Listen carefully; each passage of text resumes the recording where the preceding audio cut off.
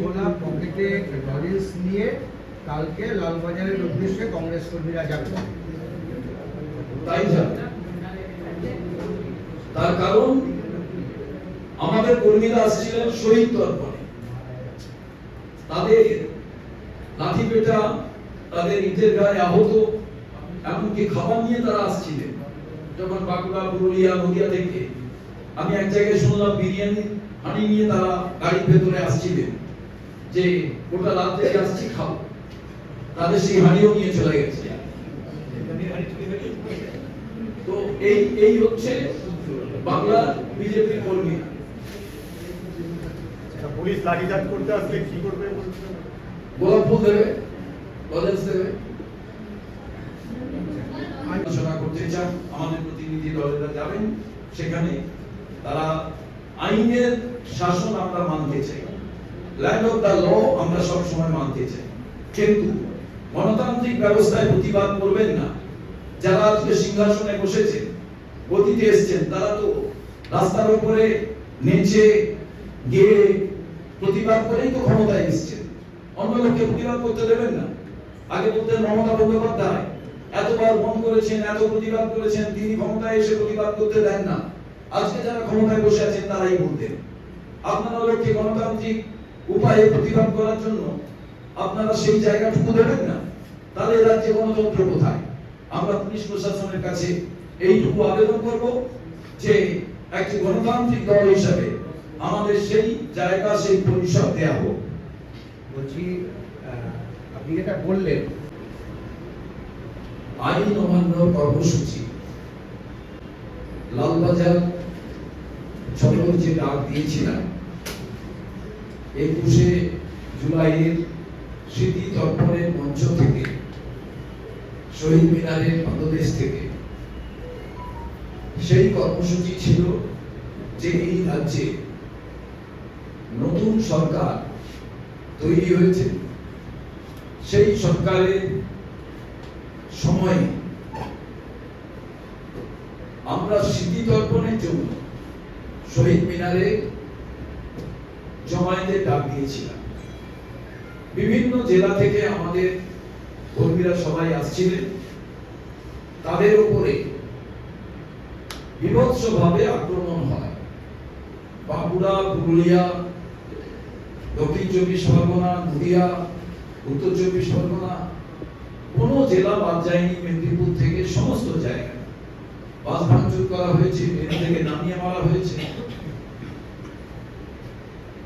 66 আমাদের কর্মীরা, নেতৃবর্গ আহত হয়েছিল। তাদের কাউকে হাসপাতালে ভর্তি করতে হয়েছিল। প্রথমে আর্জি করে নিয়ে যাওয়া হয়, সেখান থেকে বিভিন্ন জেলা হাসপাতাল, এবং পরবর্তী ক্ষেত্রে রাজ্য কংগ্রেসের বিভিন্ন আমাদের নেতৃবর্গ বিভিন্ন জেলায় তারা যান। আমিও যাই জেলা কংগ্রেসের সভাপতিদের সঙ্গে নিয়ে। কারুর 5টা মাথায় সেলাই হয়েছে, কারুর 9টা সেলাই হয়েছে। এর মধ্যে একজন ইটে মাথা লেগে গিয়েছিল শিউলি মোহনপুর অঞ্চলে নোয়াপাড়ায়। যদিও তিনি মারা গেছেন, আমরা দাবি করছি না এই কারণে। তার কারণ মারা যাওয়ার পর সার্টিফিকেটটা তাকে দেখানো হয়েছে যে হার্ট অ্যাটাকে মারা গেছে, কিন্তু আমাদের তিনি এই শহীদ মিনারে আসার জন্য কংগ্রেস কর্মীদের সঙ্গে, তিনিও কংগ্রেস কর্মী হিসেবে ছিলেন, কিন্তু তাদের পরিবার, তাদের বাড়িতে আমরা গিয়েছিলাম জেলা কংগ্রেসের সভাপতিকে সঙ্গে নিয়ে।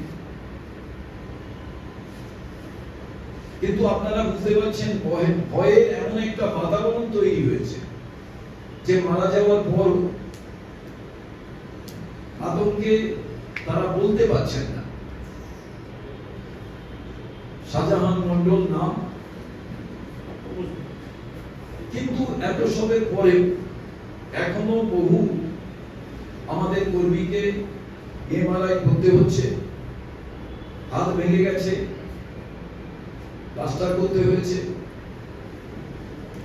এই রকম অবস্থায় দাঁড়িয়ে যে আমরা আইন অমান্যের ডাক দিয়েছিলাম 5 তারিখে, আমরা অনেক ভেবে দেখলাম যে এই রাজ্যে যবে থেকে নতুন সরকার এসেছেন, তারা যখন ক্ষমতায় আসার আগে গণতান্ত্রিক ব্যবস্থা পশ্চিম বাংলায় একেবারে ভেঙে গিয়েছে বলে বলতেন, আমরা সবাই বলতাম। কিন্তু আন্দোলন করতে গিয়ে আমরা বিভিন্ন রীতি নীতি নিয়ম এগুলোর ব্যাপারে আজকে যেভাবে আমরা সমস্যার সম্মুখীন হচ্ছি, যে কোনো প্রতিবাদ করতে গেলে, যে কোনো জায়গায় পারমিশন দিতে গেলে, এমন সেখানে লাল ফিতে দৌরাত্ম্য শুরু হয়েছে নিয়ম কানুনের নামে। এবং সেই জায়গা আমরা মনে করেছি যে এমন ভাবে আইন তৈরি করা হচ্ছে যে বিরোধীদের কণ্ঠস্বরকে বন্ধ করে দাও। আর সেই ক্ষেত্রে আমরা সিদ্ধান্ত নিলাম, আইন অমান্যের যে কর্মসূচি আমরা নিয়েছিলাম, আইন থাকলে তো আইন ভাঙার কর্মসূচি নেয় মানুষ। তো রাজ্য কংগ্রেস সিদ্ধান্ত নিয়েছে, আমরা পুলিশের কাছে গেছি, প্রশাসনের দ্বারস্থ হয়েছি, প্রত্যেকটি জায়গায় অভিযোগ জানাতে গেছি। এমনকি ব্যারাকপুরে আমাদের বাস ছেড়ে যখন আসছিল, সেই বাস থেকে নামিয়ে নামিয়ে মারা হয়েছে। এবং ব্যারাকপুরের পার্টি অফিসের ভেতরে মন্ডলের প্রেসিডেন্ট ভদ্র মহিলা, তিনি ঢুকে এসেছেন, যা কোনোদিন পার্টি অফিসের ভেতরে ঢুকে দেখেননি। যে তারা, আপনারা যাচ্ছেন কেন শহীদ মিনার? এরপরে আপনারা জানেন যে ছাত্র বিক্ষোভ যে সারা দেশ জুড়ে চলছে, রাহুল গান্ধী সাধারণ ছাত্রদের পাশে দাঁড়িয়ে, নিট পরীক্ষার্থী কিংবা সিবিএসসি পরীক্ষার্থী যারা, তাদের পাশে দাঁড়িয়ে তিনি যে আওয়াজ তুলেছিলেন, সেই আওয়াজ সারা দেশে যেভাবে মুখরিত হয়েছিল, যেভাবে সারা আওয়াজ প্রতিধ্বনিত হচ্ছিল, তার পরিণাম সবাই আপনারা জানেন। কলকাতার রাজপথে আমরা দেখেছিলাম যে ছাত্র ছাত্রীরা রাস্তায় নেমে আন্দোলন করছে। কংগ্রেসের যুব সংগঠন এবং ছাত্র সংগঠনের নেতৃবর্গ, তারাও সেদিন কলকাতা বিশ্ববিদ্যালয়ের সামনে থেকে আন্দোলনে সামিল হয়েছিল। সেই আন্দোলন তারা কেশি দাসের সামনে গিয়ে অবস্থানের মধ্যে দিয়ে প্রতিবাদ করছিল। এই মঞ্চে আজকে যারা আছে এই প্রেস কনফারেন্সে, আমরা প্রত্যেকেই এই যুব নেতৃত্ব এবং ছাত্র নেতৃত্বের পাশে গিয়ে আমরা সেখানে উপস্থিত হয়েছি। আমরা ওখান থেকে চলে আসার পরে আমরা শুনি যে কিছু এমন ওই যে প্রতিবাদী আন্দোলন, সেই আন্দোলনের মধ্যে থেকে সেই আন্দোলন যাতে সংগঠিত না হয়, সাংবাদিক বন্ধুদের উপরে আক্রমণ করে। এটা সুপরিকল্পিত না এই আন্দোলনকে ভেঙে দেওয়ার জন্য ভেতরে লোক ঢুকিয়ে দিয়ে এই সিদ্ধান্ত গ্রহণ হয়েছিল, আমরা কেউ জানি না। কিন্তু আমাদের কিছু যুবক এবং ছাত্র যারা এই ঘটনায় তাদের জড়িয়ে দেওয়া হয়েছিল, সেই ক্ষেত্রে তাদের অ্যারেস্ট করা হয়েছিল। আমরা প্রতিবাদ করেছিলাম, আমরা আইনত সহায়তা দেওয়ার জন্য তাদের পাশে ছিলাম। তার কারণ আমাদের যেখানে যুব এবং ছাত্র যারা এই প্রতিবাদ করছিলেন, সেখানে বেশি সাংবাদিক বন্ধুরা আসছিলেন না। এবং সাংবাদিক বন্ধুদের উপরে যখন আক্রমণ হয়, কেউ হয়তো তাকে থামানোর জন্য হয়তো যেতে পারে, কিন্তু সেইভাবে আক্রমণের ক্ষেত্রে কংগ্রেসের পক্ষ থেকে কংগ্রেসের পতাকা নিয়ে, যুব কংগ্রেস ছাত্র পরিষদের পতাকা নিয়ে কেউ কোনোদিন তা করতে পারে না। এবং আমরা তীব্র প্রতিবাদ করেছিলাম যে সাংবাদিক বন্ধুরা আক্রান্ত হয়েছিলেন, পিজি হাসপাতালে ছিলেন, তারা আমাদের খুবই পরিচিত সবার। আমরা পরের দিন সেখানে যাই, তাদের সঙ্গে কথা বলি এবং সংবাদপত্রের স্বাধীনতা, সংবাদ পরিবেশনের ক্ষেত্রে স্বাধীনতার কথা আমরা সবসময় বলি এবং সেটাকে আমরা বজায় রাখার চেষ্টা করি। আমার পক্ষে নিউজ হতে পারে, নাও হতে পারে, তার জন্য আমরা নিজেদের পক্ষে মিডিয়াকে আনার কথা ভাবি না। তো স্বাভাবিকভাবে কিন্তু পুলিশের ভূমিকা আমরা দেখেছিলাম, কেউ দোষী সাব্যস্ত হয়নি, তাকে খালি পায়ে হাঁটানো হচ্ছে। যখন সুপ্রিম কোর্টের নির্দেশ আছে যে এই ছাত্রছাত্রীরা যে আন্দোলন করছেন, দেশ জুড়ে যে আন্দোলন হচ্ছে, সেই আন্দোলনে তাদের বিরুদ্ধে কোনো রকম সমস্ত এফআইআর বা কেস উইথড্র করে নিতে হবে। আপনারা এই বিষয়টি সবিস্তারে জানেন, আমি আর বিশদভাবে বলতে চাই না।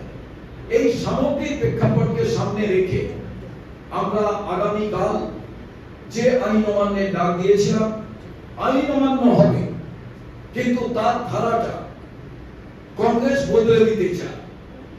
আমরা অন্য রাজনৈতিক দলের মতো নয়, কারণ আমরা এই দেশটাকে গড়েছি।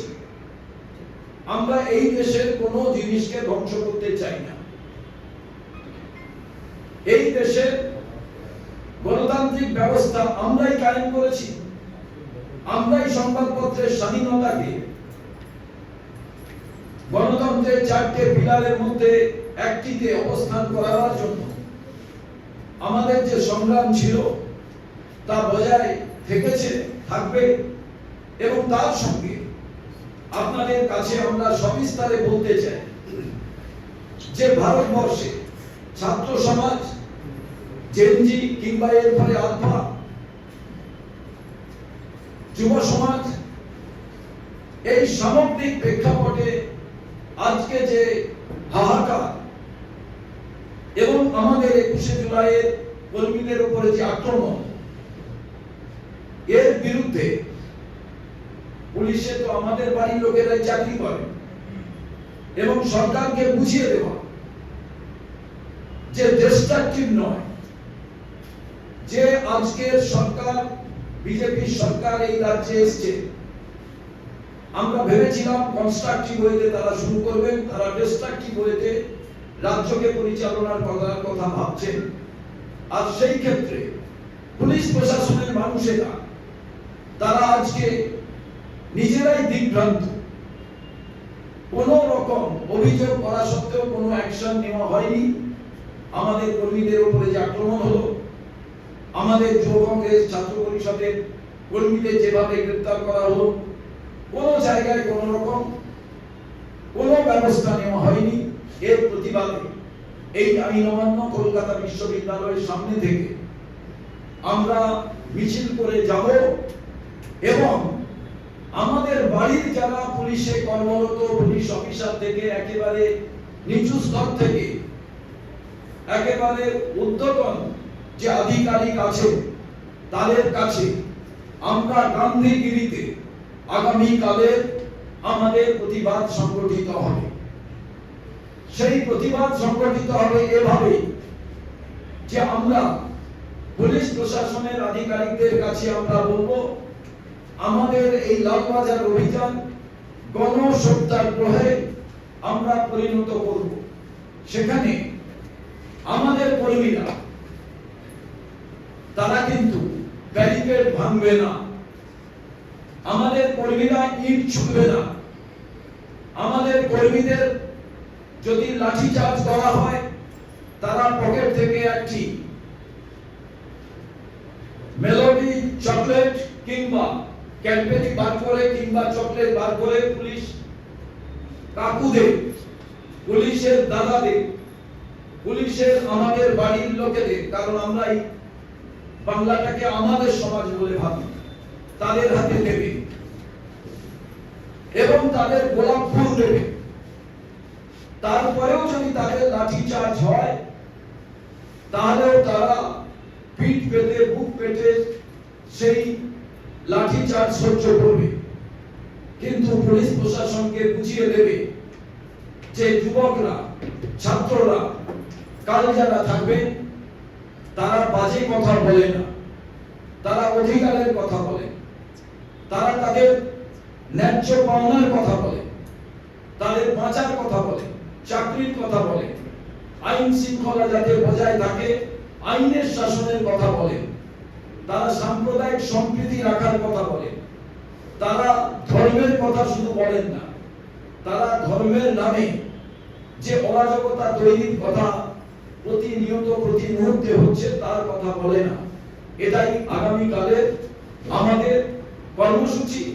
এ বাদে কিছু এমন কর্মসূচি থাকবে যেটা আগামীকাল প্রশাসন তারা দেখবেন যে এই কংগ্রেস এই দেশ স্বাধীন করেছিল এই দেশের মানুষকে নিয়ে, এবং পশ্চিম বাংলার মাটিতে আমরা নতুন ভাবে বলতে চাই যে পুলিশি জুলুম সরকারের অঙ্গুলি হেলনে চলবে না।